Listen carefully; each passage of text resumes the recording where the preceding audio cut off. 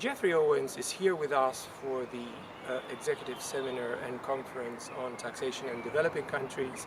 As you know, Jeffrey Owens has been for a number of years the Director of the Center for Tax Policy at the Organization for Economic Cooperation and Development, and has just started to be a professor at WU Vienna from the beginning of the month of May.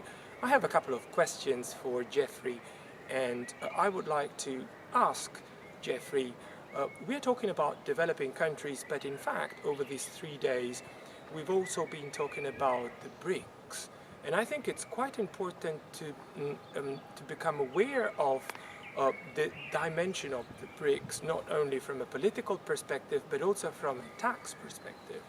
Since Jeffrey is a person who has a remarkable expertise and experience in international taxation, I would like to take this occasion to ask him, what do BRICS countries have in common from an international tax perspective? Yeah, let me first say how much of a pleasure it is to be here in the Institute. It's my first contact, in fact, with the Institute. I'm impressed by the programs that you have, I'm impressed by the environment, and I'm particularly pleased, in fact, that the Institute is putting an increased emphasis on this issue of good governance, because I firmly believe there's a strong link between good governance and good tax compliance. On the question of the BRICS, my first comment here is that we have to be real. The BRICS have very little in common. They're very diversified as a group. China has very little in common with the Brazilian economy, whether at a political level or at an economic level. Yes? Where the BRICS have been useful in the G20 context is pushing forward this tax transparency agenda. And I think they can play an even greater role here by taking that agenda and extending it into the whole issue of harmful tax competition. Why can't they take the EU Code of Conduct and say, we, the BRICS, will voluntarily abide by that? Why can't they take the OECD work on harmful tax practices and say, we, the BRICS, would abide by that?